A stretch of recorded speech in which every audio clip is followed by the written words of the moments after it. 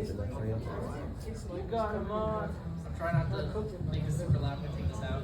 Do not blow up the microphone. I'll try not to drop it. I can't promise you. You know how clumsy I can be with this. Shatter. Break everyone's eardrums by dropping the microphone.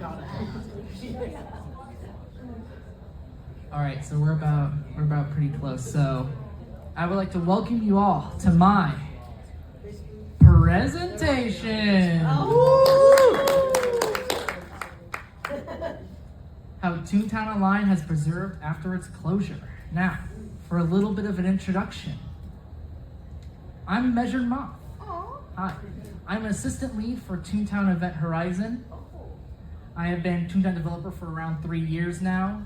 I have worked on various things such as reworking toon customization, making rigs for both toons and cogs, and a lot of other stuff that if I said would break my NDA, so I can't say it, sadly enough. But I do really want to, I'm doing this panel because I really do think that Toontown's history is very interesting, especially how much that we have documented. But I also noticed that a lot of times the history kind of just stops at the point of where the game ends, where the official game ends.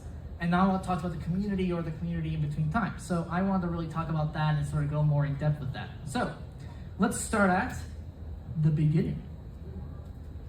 All right, so let's start with the Disney VR team. What's the Disney VR team? Well, they're a subset of the Walt Disney Imagineering Group. So they are basically focused on the tech side of things.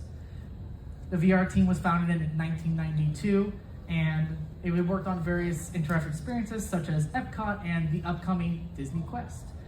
Upcoming for a time, they're closed by now, sorry. Now, I want to talk about a very important person, the GOAT, Jesse Schell. If you don't know who this guy is, he's awesome. He was the manager of the Toontown Online team, or Disney VR team, but mainly for a time with Toontown Online. So he was there since 1995. He later on created his own place called Shell Games, where he would go on to create more VR experiences. Makes sense considering he came from the VR department. And would later on help making Toontown Online with his new company. But you also probably know him for games such as Among Us 3D and I Expect You to Die. So if you know either of these two games, just something like that. Cool. So let's talk about Disney Quest. What's Disney Quest? So Disney Quest, you can sort of think of it as a, let's call it like a blockbuster, but Disney themed. So it's a giant arcade that had a bunch of these activities. So you had all these little unique games. You had, Pac-Man, typical arcade stuff. But you also had a lot of other stuff like VR experiences, very like physical stuff, which is very unique for its time. The first one opened up in 1998, and there was a second one opened in 1999. The first one was opened up in Disney World, and the second one was released in Chicago in 1999. This is after the first one did pretty well, at least how they saw. And they were huge about this at the time. They were going to make hundreds of these things. They were going to put these all over the U.S. because they thought this would be the way they could take Disney anywhere.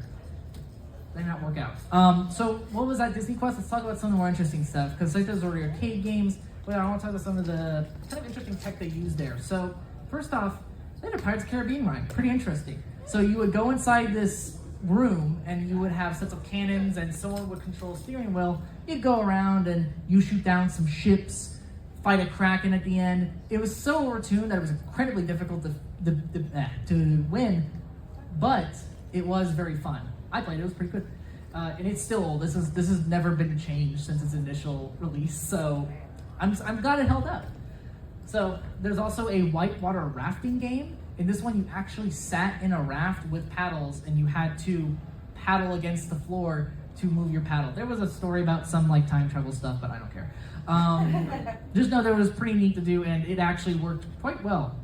And for the final thing that's very interesting, we're gonna be talking about their VR stuff. So they had a VR exhibit.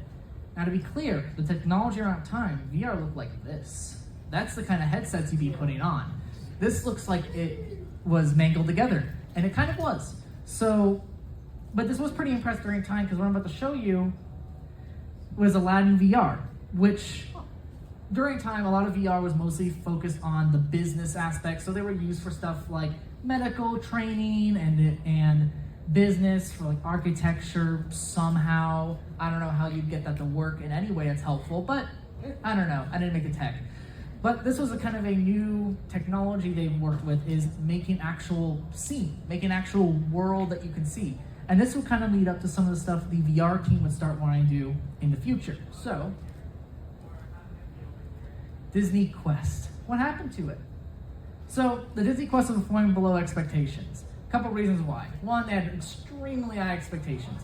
I'm not going to go super into this. If you're ever interested, I would see Defunksland on this. But basically, super expectations. Their estimated amount of people they would have throughput for would have required them to operate 24/7 at max capacity. Literally not possible. They had a poor return rate. People would go in and then just not come back because they never added really anything that new. In fact, they mostly just shut down stuff. Fun fact, they had like a VR, not a VR, but a RC car ride where like someone would be like looking down a maze and the other person controlling an RC car and to communicate. Neat. Problem is, stopped working because people got iPhones and the wireless connections broke all the devices. So they just stopped being reliable, and then one time one caught fire and they just shut it down after that. So they shut it down. They only ever created 2, and they tore down the Chicago one pretty early on after it got released, and then later, only a couple years ago, they took down the one in Disney World. And so the VR team, seeing that their main project basically just got shut down in front of them, realized they need to do something, they need to figure out something else to justify their RD costs, because they were basically bleeding money at this point. They had nothing else going on. And so this is where we get Toontown in the making. Let's talk about the technology at the time. So a big also reason why Disney Quest was sort of not doing too well and people were not really coming back to it was we kind of got the internet around this time, got way more popular. So computers got a lot more available. People were able to get computers more often. They were cheaper. They were more powerful relatively to at the time. And most importantly, they were cheap. So they look like this, very humble. And it looks not great compared to modern day, but like having a computer at all was crazy when most people who had these were mostly going to be hobbyists or you were business oriented. So having a in-home computer for whatever use, that was pretty big for the time. So because of that, more people also got access to the internet. That's where AOL became pretty big. We only had dial-up for a very long time. Sad days.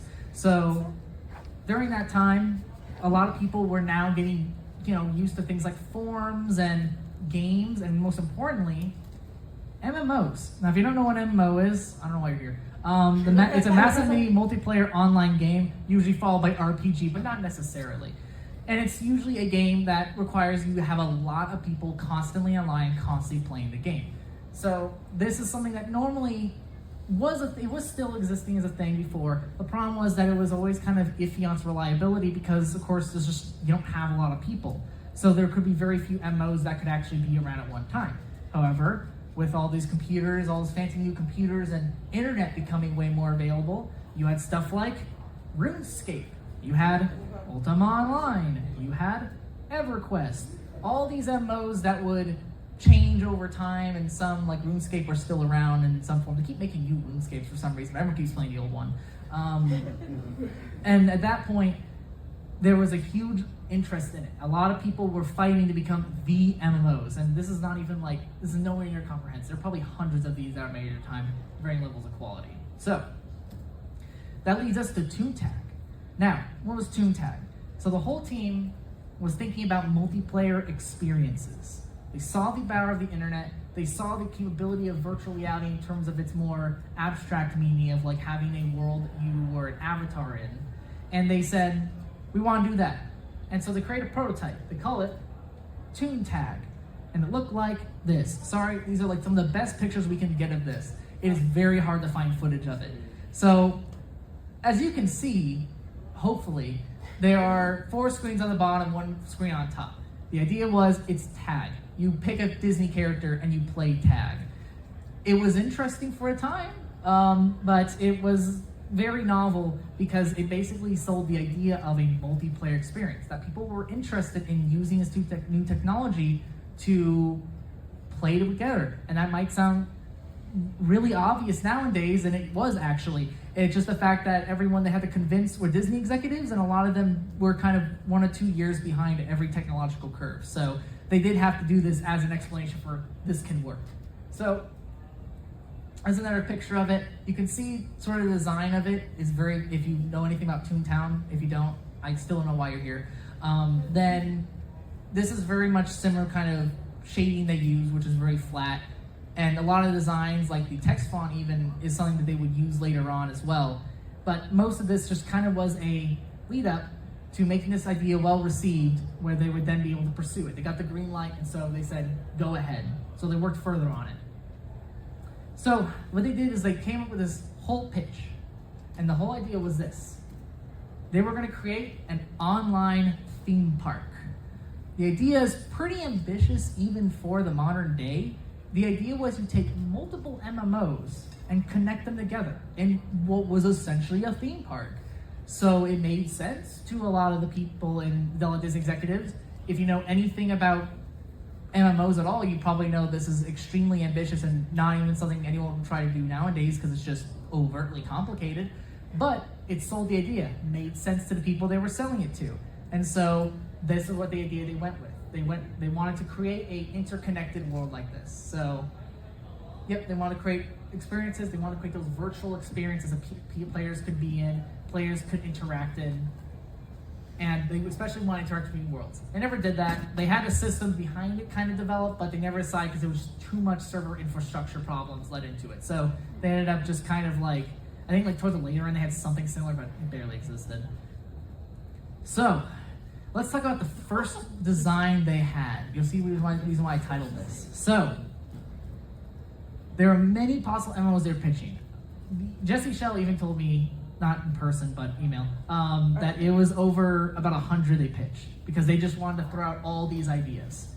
And so the first one they kind of went with, and they were starting to actually focus on, the first one they wanted to work on was Atlantis, the Lost Empire. I wanted you guys to raise your hands who remembers this movie. Now, who thought the movie was good? Oh, so you actually like that? Okay, sorry, I didn't know now. Ooh. Okay, you'll see. Okay, well, moving on from that. This just seems more mean now. Oh no. So Disney executives loved this. More money. It meant they were really behind this idea. This was going to be like a big movie. They had a lot of stuff planned with this. They had merch. They had side spin-off stuff. They had all this stuff planned for it. So having additional MMO, that sounds great. However, the team hated it. And there was a couple reasons why. One, they hated it because it was kind of implied, they kind of sold it as a kid's experience, but they were trying to reach a teenage audience, pre-teen to teen. So the idea of making a kid-friendly experience seemed kind of weird to them. And in addition, they thought it was going to come out of their budget. They were really afraid that because they were going to have less spend on the movie because they would have to help fund the MMO. That probably wasn't true, but it was enough that they didn't let them work on making it further, which is probably a good thing considering it did not receive very well. So, after that, they kind of had to get to thinking. So they needed to try something new. They needed to do something that was not a currently worked on property, because if they did, they would have to fight to get people to actually let them make the game. And they didn't want to have to bother doing that. So, they took inspiration from Who Framed Roger Rabbit. They took inspiration from the environment, took inspiration from the cartoony style, and the movie's already released. Nobody's going to care if you make something similar off of it. So that's where they came up with Toontown Online. The idea being we would just create a 2D world as their first MMO. And it was a pretty good start. So, let's look at one of the very first concepts they've ever made. Wow. So, the very first idea was the players were toons, and they would fight anything that kids hate. Basically anything, cartoony kids hate. So, doctors, dentists, teachers, police, business, bullies, that sort of thing. They had all these different kind of enemy varieties. Now, there's two issues with this. One, they realized it's probably a bad idea to have Disney be associated with something that actively is telling kids that you should not be trusting your teachers or your doctors or dentists. That did not bode well. So they kind of realized they couldn't go with something like that. And for all the other ideas that kind of would still work, they couldn't really come up with ways to do it efficiently. They didn't have a lot of resources. They realized that very quickly they would have to build a lot of tech from the ground up. So the idea of that kind of complicated amount of people didn't really work out. But they realized we're working for Disney. Disney loves their business. So they had plenty of ideas for business enemies and business ideas and puns. And so that's where it became Toontown Online, work versus play. The idea being Toons versus Suits. I'll talk about that later. So let's go into the Toon designs. So some of the early Toon designs specifically meant they took a lot of time to focus on these. So a lot of very important features they wanted to have from these. First off, cartoony. They were flat colored, they were simple to draw, and that would be beneficial for two reasons. One, they would have to crunch every texture from here on out, so they wanted to make sure that things weren't too detailed, so that wouldn't be much of an issue. And second of all, it also made it easier to draw for kids. And so since that was the case, that meant that a lot of people were able to draw their own Toons way easier than compared if they did something like Ultima Online, where they had a more kind of realistic style for it. And so they were silly, colorful, and expressive. You can kind of see this as an example of 5 of the species. Dogs are not here, they were left alone, that's sad. And they were all designed to be just very expressive. A lot of these things, of course, like the ears moving around, that was never done in the final game except for dogs. But for majority of these, the actual like facial expressions, these got actually pretty close to what happened in the final game. And here's another one showing the body motions. So they took a lot of effort to make sure they're very expressive, they were very flexible, and they had like a lot of very cartoony looks, and most importantly, very simple looks. So let's go on to Suits. Now, this is a story that's been told about like 100 times, so I'm just gonna go through it really quickly. Basically, they made Suits. This was a really cool idea. One Disney executive did not like it. His name was Roy Disney Jr. His thing, he saw this and was like, hey, why are we insulting the people who made this company so great? And if you don't change this, we're gonna shut down the project. And they went, oh no, we designed our entire game around this. We cannot just replace this as quickly as that. So they thought about it and went, well, what if we made them robots? They did not in fact ever tell them they were business robots. They just said they were robots. So that is where we eventually got, and see these are some older Suit designs, we eventually got cogs. And so by the time the game released, and of course they saw they were still business oriented, they didn't care.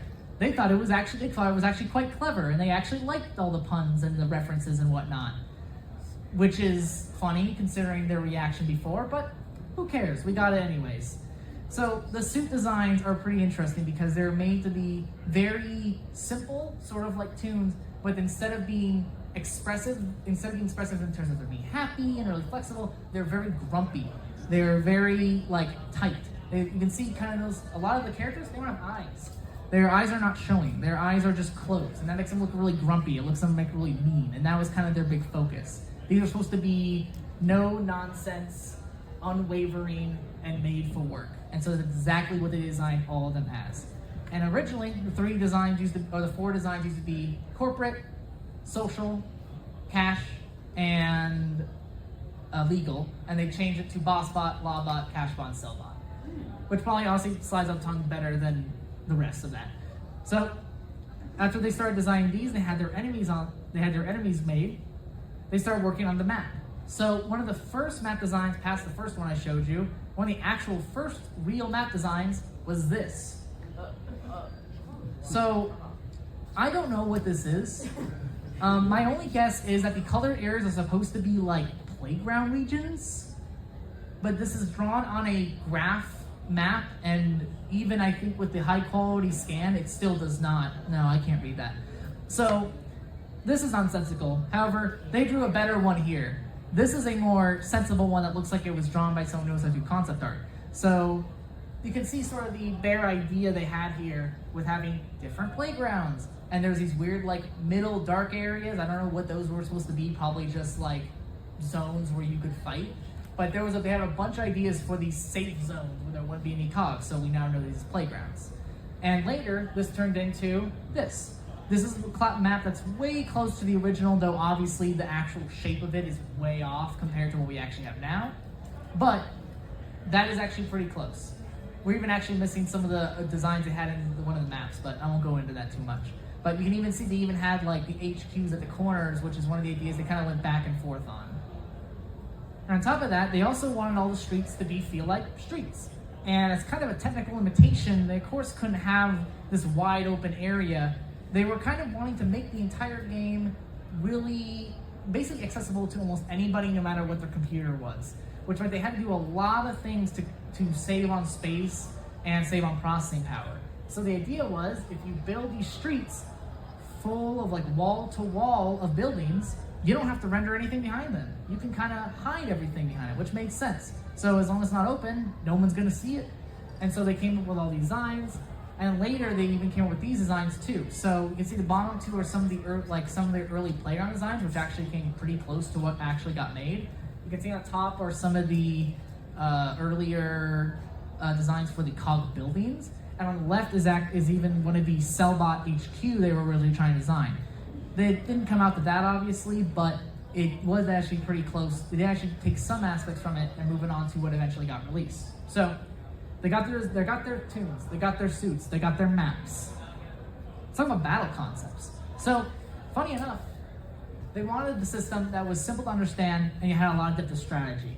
If you know anything about Toontown, Toontown is a very simple set of basically actions you can do, especially during the early game. And that was kind of by intention. The idea was they wanted to add enough depth that a kid wouldn't be completely dead brain bored by playing the game, but also did not want it to be overly super complicated like a lot of MMOs sometimes end up being. So they came up with this 7 gag track system where they originally had a bunch of just miscellaneous gag types. They now have actual tracks. And so that way they could simplify the system, actually have consistency, and pretty close to actually what we got in the final version. So the original idea was there's 6 levels per track. This was kind of true up until later where they were going to add a 7th level. They had stuns, they had damage bonus, all these things were implemented at the end. Really the only things they did not implement from the end, oh that's fun, it cut off, were they had different gag designs. So for example, sound had a lot of changed ones because some of the original designs just sounded god-awful. For example, I believe this level 6 version of sound was originally a chalkboard the tune would scratch your fingers on. So if you can imagine hearing that consistently in a battle, yeah, I'm glad they changed that. There were some other bad ones too. I don't remember what they were because I don't want to think about them. And they also had this geographic axis based on max HP. Essentially they had some idea where they were going to make it so you couldn't go to certain areas unless you had a certain HP. They kind of implemented this at the end. They had it for facilities, but they didn't do it based on playground to playground, which is kind of nice because that would be really annoying if you couldn't go to the other areas because of that. So now they need an engine. So they need something that was reliable and need something modifiable. The problem was during this time is that nowadays we have stuff like Unity, Godot, I love Godot, and it's, we have a lot of options now.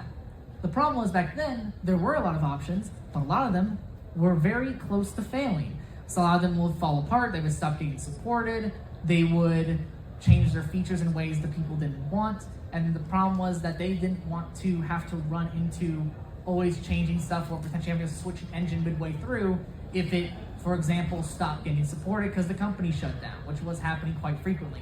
Because like Unity did kind of exist in a certain state back then, but nowhere near how it is now. So they decided to make their own engine, and they called it Panda 3D, or Platform Agnostic Networked Display Architecture. I'm glad that E's getting cut off. The font didn't work for some reason, that's fine. Anyways, so that sounds overly complicated. Basically just means it's a engine that can work for any platform and has networking capabilities. There you go. And it was used as an in-house engine for Toontown Online. And also was used for stuff like Potco and I believe Pixie Hollow, I believe also used it. Yeah, so they used it for quite a few Disney-specific MMOs. And eventually this became open source in 2002. However, from what I've been told, nobody was able to actually use it because the way to make the build, the engine was so terrible that nobody wanted to try it. So it was until like a couple years later when they fixed that and people actually started using the engine more reliably. So let's know some interesting things about the engine. So most importantly, it's of course it has 3D tech, interesting. But interestingly, they also had this thing called the direct system. By the way, they love their acronyms. There's a lot of these. So Disney's interactive real-time environment construction tools, or the Direct system, was essentially just a shortcut to making Windows, making GUI, all that fancy schmancy stuff. And it was pretty good for the time because it was usually a hassle in a lot of other engines to make GUI, but this meant you could easily prototype something like a level editor, which you can see on the right. That's their original level editor they had, based off of a design from one of the original creators. And they also had inbuilt networking tools they called the distributed system, which is pretty nice to still use. Direct system, I don't like it, I hate it. But the distributed system still works pretty well. So let's talk about the pre-alpha days. So here's some pictures from the pre-alpha times. So you can see on the left, there is an old render for something called the Ritz-Carlton. And this is based off some really old concepts where there were no estates. So you had no house per your tune. They all lived in a single hotel room, which sounds like a con, actually. Anyways, so that was the original idea, but they eventually switched out, I believe, for two reasons. One, that is a real place. Like, that is an actual hotel that is very popular. I don't know whether or not that caused issues, but it's probably good to avoid it. And also, they probably didn't like the idea that they would minimize the ability to have more customization in a room if they went in this direction. So they didn't go with it. On the right, you can see that there is a original design for a gag panel. That's actually not too far off from what we got, so good job. And you can also see kind of the beginnings of the sticker book that they would eventually implement as the menu. Talking about menus, you can see this is their original idea for GUI selection. I would never want to use this. So you can imagine having to go into a radial menu every time you wanted to chat or check your gags. I'm glad they didn't go with that. Looks cool though. And this is some original designs. These are still when they were called suits, but these are some renders for them. You can kind of notice they have some different suit designs. I believe you can see kind of they have sort of like very similar suit designs. They eventually switched them out so they're more identifiable, but I still like the designs pretty good. Pretty nice, pretty good. All right, so let's take a look at some alpha footage. So this is some of the original footage they showed off when their game actually got announced as this thing exists.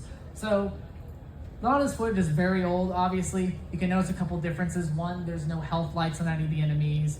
Two, you can notice that the speed chat on the top left, that looks extremely weird, but that is how it originally looked and eventually would get reworked to be better. And on the right side, you can see what used to be Toontown Central.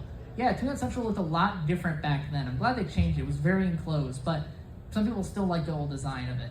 And a lot of it, such as battling, you can kind of see there was an old concept where whenever a tune went down, it actually would play a movie out for it. I'm glad I did. That would be so slow already, and the game's already slow. All right, so let's talk about ToontownCentral.com. I do not mean the playground in the game. I mean an actual website, Toontown Central. Now, I want to ask, has anyone actually ever been on a time where Toontown Central was around?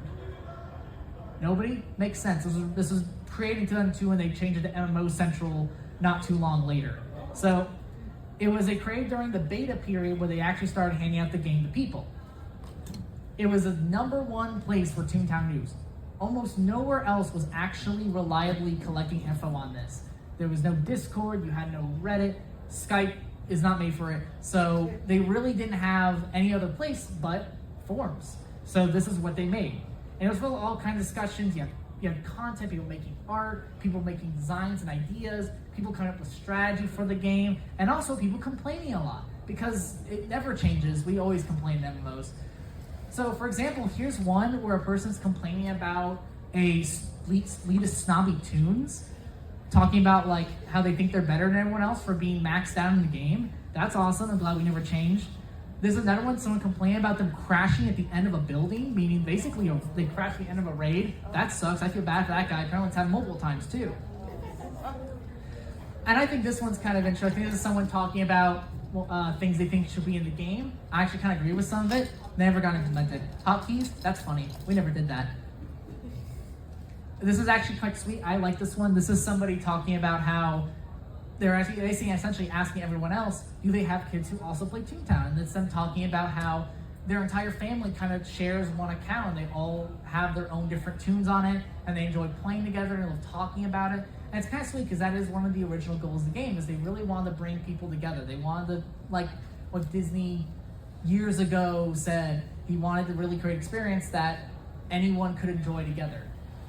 And then here's somebody complaining about some bad, devious tunes, apparently, that were doing some mischievous stuff like pushing people into battles, which is funny. I think they got rid of that because people kept pushing people into battles, because you could just do that. I don't know why they thought that was a good idea, but I assume just so nobody could block you, but yeah. All right, so let's talk about release. Not too long, 2003, they released the game. So let's take a look at one of the classic advertisements.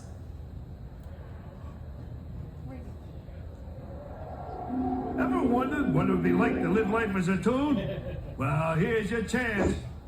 Jump online and straight into Toontown, where the city limits are as wide as your imagination. Start by creating your own unique identity and turn yourself into the toon you always wanted to be. Sweet. Now you're ready to leap into a world of Disney magic. Burst into a never-ending adventure across outrageous new lands. Don't just stand around looking. Get into the action. Toontown is an endless world. Run wild in it. Interact with thousands of other toons from all over the world. Pick a spot to meet your friends or make a bunch of new ones. Together, you'll discover a whole host of awesome games to play. The more you play, the more you win, and the more gags you get. There's never been a competitive online multiplayer interactive ever-changing Disney-inspired toon-themed game like this before. But it isn't all salsa and slapstick in Toontown. You've got some corporate robo bad guys to deal with. These evil cops want to mess up all the fun. How typical. That's someone in a suit. Battle the cogs with your full arsenal of gags and take back Toontown. Building courage, creativity, teamwork, and a massive amount of cream pie. How does this game end? It doesn't. The folks at Disney are making it bigger and better every day. You just play more games, meet more tunes, get more gags, explore new worlds, and it gets crazier and wilder and more. Thanks. I needed that. Toontown. Are you tuning up? The part about never ending is really funny now. Okay, so let's continue on from there. So release. Wow, the game's out. So this game was done on a monthly subscription basis, so this was kind of similar to a lot of MMOs during a time. And we actually do not know how many people were constantly playing the game, especially how many were on the release. I tried to find these numbers, but they keep this pretty secret for some reason. I don't know why. But we do know from Jesse Shell saying that there could be up to I think the peak was 11,000 players on at once at one point. But usually there'd be thousands on at any time of day because people were just always playing the game at some points. And honestly, it did really succeed at capturing its target audience. It got everyone from kids to teenagers to parents all playing the game together, and sometimes just on the same account. There you go. So let's look at gameplay. So there's the launcher that you would use to get into the game. It would download. Awesome. We know what launchers are. So this is the battling scenarios you get into. You fight cogs using your gags. You go on gags. That's a very sad bunny who's about to lose. I feel so bad for them. About to get red taped. And then you would play mini games. These were in your jelly beans. You use to buy gags. You do fights, rinse and repeat. And then eventually, once you started getting further in the game, you could start doing raid fights. These were buildings, and later to be facilities and boss fights. I also want to talk about something very interesting. So the speed chat system. So during this time, a lot of parents were very scared about putting their kids on the internet because this is very much during the stranger danger era. And when you are looking at putting your kid on the stranger danger meeting box, a lot of parents were not very comfortable with that. And that's why usually a lot of parents were straying away from giving their kids other MMOs. Toontown got around that by adding a thing called the speed chat system. And this started with two parts. First off, there was the original system where basically you didn't get to say whatever you wanted. You were set to certain pre-selected phrases that you could pick from a menu. And this worked if you didn't actually want to say anything specific. It worked for a lot of battle scenarios. They did a pretty good job of organizing it. And so they won a couple of awards for doing that. And it made a lot more parents feel safer to put their kids on it. And if you wanted to too, you could also allow them to use a thing called Speed Chat Plus, which was actually free talk, but it was on a white list instead of a black list. So that means you could only say things that they actually marked down, which is smart because it avoided a lot of the issues of I'm going to type a swear word, but I'm going to replace the U with something else or the K with something else, and so you still know what it is, but it doesn't get caught. People still got around it though. For example, if you want to say you couldn't say any numbers because obviously they don't want little Timmy giving out their address to somebody. So what they did was they basically just made it so you couldn't say numbers. They got around it. They just would say things of like 3, you'd say tree. So that's how people ended up getting around it. So pretty clever. People are always going to get around this stuff. But it worked. So let's talk about post-launch Toontown Central. So look, they got a new icon. It looks way better than the old one. So they were the #1 place you could get info on the game from. There was no wiki during this time because there just wasn't an accessible way to do it. So they had stuff like right there, you can see a lot of the pictures are missing. This is from the Wayback Machine, so sadly this don't get saved. But those are percentages of the cogs that would be on certain streets. That's every street. They had an entire getting started guide for the game, so new players could get into it very easily. There was an entire, basically glossary of every street and every playground and the entire layout of all of them, including all the jokes on the knock-knock doors. I don't know who went around and did that, but thank you. Thank you for having that info. And also, they had votes, and you can see, even back then, doodles were very controversial. A lot of people liked them, a lot of people thought they were mid, and a lot of people really hated them. I'm the last part. All right, so let's talk about some fan work stuff. So there was a lot of, the community did a lot of very interesting stuff, and a lot of stuff is very typical of its time, but they did a lot of art. In fact, a lot of this art is actually on Sunrise's Games archival of the Toontown online page. So this is people's art. People would upload on to basically give to the team, and the team would show it if they thought it was neat. So there's a lot of this is art created by people who play the game, and a lot of it's very amateurish, but it is something that was created by the community. There was also AMVs, so if you can imagine, people were making things like, what did I put up there? Bring Me to Life, Toontown. Yeah, can you imagine that entire song to tunes? That's exactly what this was. I think I've seen that video. You can look it up. It's still up. It's like 16 years old, but it's something. Anyways, and the developers, they knew they really needed to connect with the community. MMO is all about its community. You could have a great game and a terrible community, and the game will just flop. You can have a bad game and a great community, and the game will keep on going forever, which is kind of what they had. And with this, they had an entire list of what they saw players were doing, both in terms of what they would do. They had ideas for what they do in game, so how to bring community together in game for stuff like that. Had top tunes who defeat the most amount of cogs, did the most amount of buildings, etc., etc. But they also had other stuff outside of that. They noticed the players creating the tip system, which was essentially the closest thing we had to a way for people to know there's invasions going on, basically just stuff that gives you extra XP. There was no other way to really figure it out, but the community got together and created it their own. They also created a lot of other tools, and they noticed this and they marked it down because they realized they needed to really keep track of this stuff if they were going to keep this MMO going. So let's talk about Toonfest. Now, this is different from a Toonfest you might hear kind of in the now, in the last couple of years. This Toonfest only happened twice. There was one in North Hollywood, California on August 26, 2006. Wow. And it was essentially a con for Toontown fans. You would buy a ticket and you would go in, and there'd be a bunch of arcade games to play Toontown in. You would do these little mini games. You would throw pies at cogs, classic stuff. And they had it twice, so they had one in 2006 and one in 2007. Sadly, this is probably because it's also around the period where the game started getting less and less funny, but this was pretty big to bring the community over because a lot of people would come to these events. And so let's talk about the major update timeline. There's a lot of stuff that were added, but I'm just going to go through it really quickly. So they had Cellbot HQ in December 19, 2003. They did their first species elections where the monkeys won, November 11, 2004. The Doodles got released September 3rd, 2004. Still middle of the time. Cashbot HQ was released February 17, 2005. Racing was added September 15, 2005. The second species election where bears won. I couldn't find an original picture, so you get Potato McSpud there. December 9, 2005. And then Lawbot HQ was released April 25th, 2006. And then gardening was added September 14, 2006. 2. We got the level 7 gags were added October 25th, 2006. We got the third species elections where pigs were added March 7, 2007, which would be the last one. Bossbot HQ was released March 6, 2008. Parties were added March 26, 2009.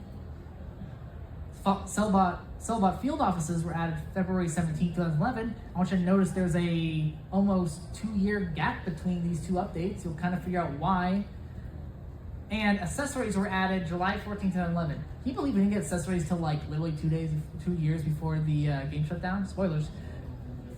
So let's talk about their year 11 plan, or year 10, year 11 plan. So when they were into year 10, so this was very close to the end, they had a lot of concepts. So this is the kind of stuff they went through. They had this whole plan of making this whole Toonie world kind of come to life more. They had the field offices kick in. They had all these cool ideas, and then come into next year, they planned to really kick up the game. They wanted to really add more stuff. They wanted to add a big boss. They really wanted to add like a finale to the game. They had all these ideas they wanted to do. Did not come into fruition because this is during the downfall and then the rise of Toontown Online. So let's talk about the decline.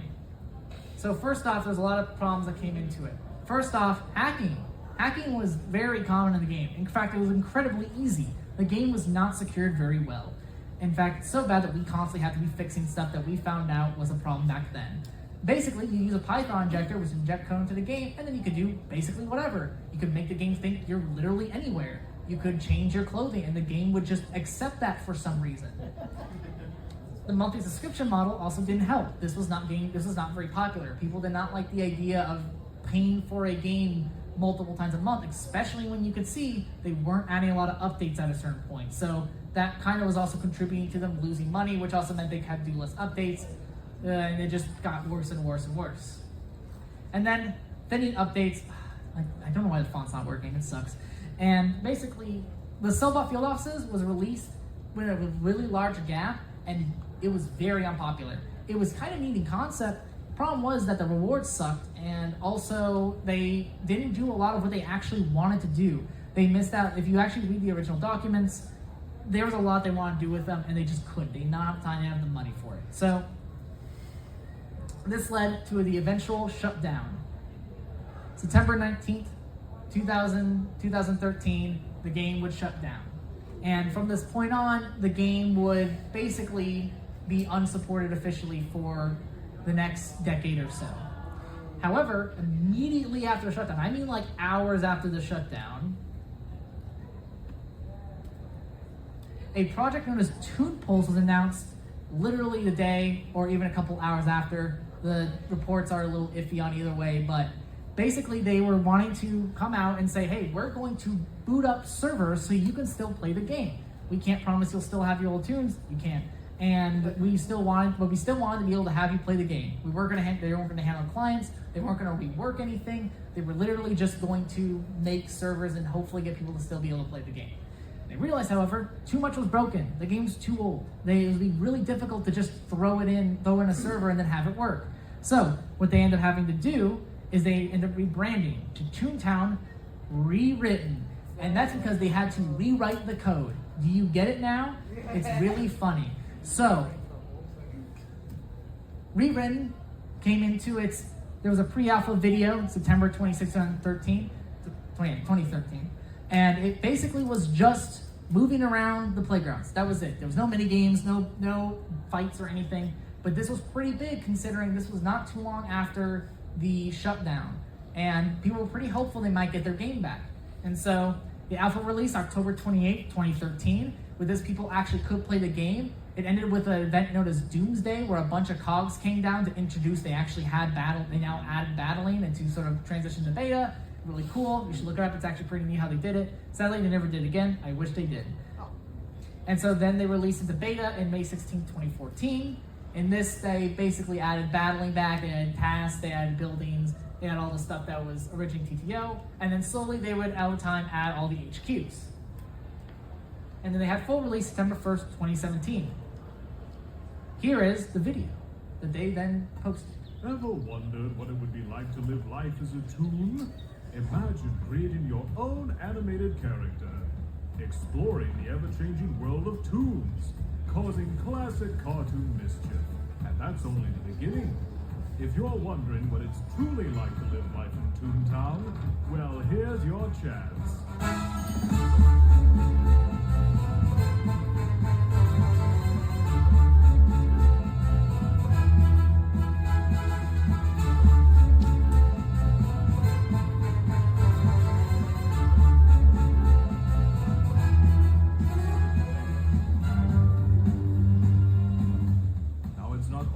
Seltzer and slapstick in Toontown.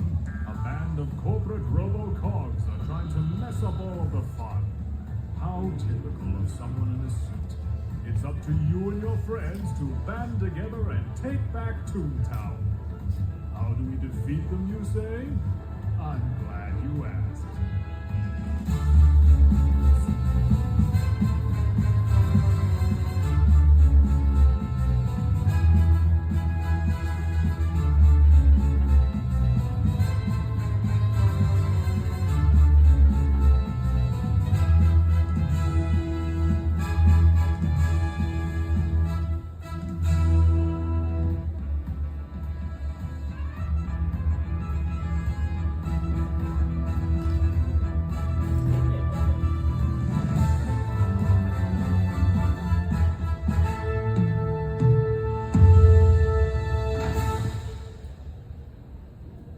I'm glad I didn't say like it'll never end or something like that. All right, so we don't got too much long left, so I'm gonna have to go through this quick. So essentially, Rewritten was not the only server during this time. In fact, when Rewritten's code got leaked at one point, a lot of other servers took that advantage to start making other kind of places or other kind of private servers. So they all had their own little ideas, and I'm gonna go through them really quickly. Most of these did not survive. So, first we got Tooniversal. They had a new department in Gag Track, and then the servers were active, but they're no longer in development because the guy just basically paid people to make the server and then never did anything after that. Toontown Fellowship is no longer active due to internal strife. I don't remember what they added. Toontown Funny Farm was a single-player version of Toontown, very interesting, had its own story and whatnot, just went out due to activity. Toontown Offline was attempting to create its own, did actually create self-hosted, basically Toontown servers, with a bunch of like other stuff like additional cogs and command stuff. Pretty neat, but they eventually fell apart due to just internal conflict. Cog Animation Online was to be a real-time version of the game where you'd actually like be running around and throwing gags, not in like a turn-based environment. This eventually fell apart just due to activity. He tried to open up a GoFundMe. That didn't work because no one actually wanted to give him money. He's a kind of not great guy. And then, nothing really happened past that. Toontown Infinite, now they're funny. They were actually one of the ones who were competing with Rewritten, and actually seemed like they were going to be pretty close in terms of player count. In fact, they actually got more sometimes. The problem is that people found out they actually put a worm on someone's computer, like a Rewritten developer's computer, and were stealing code. And that's how they were able to implement everything so quickly. And also were stealing PayPal data. Very fun. So they did that, and then everyone hated them because they got out. Wow. They're up. They actually have stuff up. You shouldn't download it though, probably. So Operation Desert Storm, very unfortunate name though for the time. They added a new department, a new cog department, and they eventually rebranded later into something we'll see later. Toontown House, an activity. I don't know what they did. Toontown Apex, they were trying to make a basically infinite building to focus on just Toontown strategy, what little there was. The guy was a moderator in r/Toontown, and his server fell apart because he deleted the entirety of the subreddit, I think because he hated Rewritten or something, and then the mods kicked him out and then brought the server back, and now no one wants to talk to him again, obviously. Project Atlas added a new track and new department and a bunch of other miscellaneous features. Due to some internal conflict, they eventually later rebranded. Toontown Galaxy did nothing that was ever visible, but eventually rebranded. And Toontown Strife got all their code stolen, now is used for almost every other base. And many, many more. This is only scratching the surface of how many different servers there are. I didn't even talk about the Unity ones that never got anywhere. There are tons if you really want to look for them. I'm not going to go over all of them. So for a long while, Rewritten was about the only main server there. It was the only ones who actually had anything going on. They mostly didn't do a lot of content stuff during this time. However, one day, the people of Project Atlas came together and rebranded as Toontown Corporate Clash. Woo! Now, Toontown Corporate Clash had a lot of stuff going on. So they had board bots, which is a new department. This is already in the original Atlas. They also had a new track called Zap. They reworked it, but it was also in the original. What was really big, though, was that they added a leveling system. So they actually had an entirely new form progression. That was pretty unique because no one really thought about implementing that before, except for maybe the Funny Farms one, but that's also single player. So not only that, they also added an entirely new playground. You gotta understand, for the time, we didn't have this. The idea of like having an entire new playground was insane. So they didn't just add one, they added 2 entirely new playgrounds. I put them in the wrong order. That's awesome. So basically, they had entirely 2 new playgrounds that were not just well made, they had their entire new task line. The entire task line was written. It was funny in the beginning and then not very good as time went on, but it was still new, and honestly, we could take anything we could get. And not only that, we also had bosses that actually had unique designs that would eventually lead to having unique abilities. And so after that, we kind of had a huge boom. There was a huge amount of people who suddenly saw Toontown really could get more than just what it had. It could actually have quality new content that isn't just stuff that already existed in the game. So let's start off again with Toontown Corporate Clash. What are they doing now? Got a sick new icon, I love it. They released a Lawbot HQ update where they redid all the heads and made them animated, which was a big first step. Not a lot of other servers have even tried that. They also replaced the awful CJ fight with a CLO. Some people don't like it. I actually kind of like it. They then later did their 1.3 update called Hires and Heroes, where they added 16 boss fights, all with completely unique mechanics, along with a varying other bits of progression help with boosters. That's very nice. Pretty big for them. And then later they did the Director's Cut, which basically replaced their old board bot line with a new set that actually looks pretty good compared to it. The old stuff just didn't look good. Then there's Toontown Rewritten. What did Toontown Rewritten do? Not only did they get a new icon, they also released Cellbot field offices after multiple years development. So with that, they took the idea of a Cellbot field office and they turned it bigger. Instead of taking over regular buildings, it takes over HQs. You have to fight it. There's a cool boss thing called the Boiler. I'm not going to go too much in it, but it was pretty sick. Then they did their recently under new management update, which is where they added actual boss fights to the end of facilities, something that was kind of always a complaint. They also made the progression way easier to do for the late game stuff, which is really nice considering it was extremely grindy before. There's actually something they're actively doing called the Toontown Remastered project, which is where they're going through all the playgrounds, redoing textures, models, sounds, adding a bunch of extra little neat features. So that's honestly pretty one of the really neat things they're doing. I think they already did Dawn Streamland, the Bird, which are pretty cool. And they're also adding an entirely new playground. For Rewritten to say we're adding a new playground is crazy in any context, considering they were very much vanilla for a good couple of years. So, yay. So then we also have Toontown The Grindworks. This one's a bit of a way newer one, but this is essentially a single-player roguelike game made in Godot. So it's a completely different kind of game, but still holds the sort of same turn-based mechanics. They had this thing called Pocket Pranks, which added active items, so now it's basically Binding of Isaac, but Toontown. They're adding a new area called the Molten Mint. It's not out yet, but it is cool. I like the look of it. They're also adding this guy. I don't know who he is. So let's go with the Hostile Takeover. Hostile Takeover is a rebrand off of Operation Desert Storm. This is very recent, within the last 2 months they did this. They still have their new department, which is the tech bots, which they've redone to be more similar to the original TTO style. Not only that, they're implementing a lot of the old alpha features, stuff that wasn't even in the game yet before they started sending it out to people for testing. So they're planning to kind of fit a different style, similarly written, where they're still trying to keep it looking older, but they want to make it so it actually has some of the really old concepts they kind of like. And also has some interesting gameplay stuff they haven't really gone too much into, but they're talking about skill trees and whatnot. They say it's kind of a work in progress, so I'm not going to judge them too much on that. And last but not least, I'm trying to be biased here, Toontown Event Horizon. So, what are we doing? So we're adding basically a thing called the Infinisuite, which is a multi-floor roguelike building. Basically, it's an infinite building We're kind of like Apex in that fact. I don't know. We're adding 2 new gag tracks. We're adding Bonk and Atomic, both very different tracks, but both very supplement. We're also redoing a lot of the tracks, so we did a lot of balancing stuff. That's fun. And Astrobots, entirely new department based on space, because we're Event Horizon. We have to have some space theme for cogs, or else it doesn't make any sense.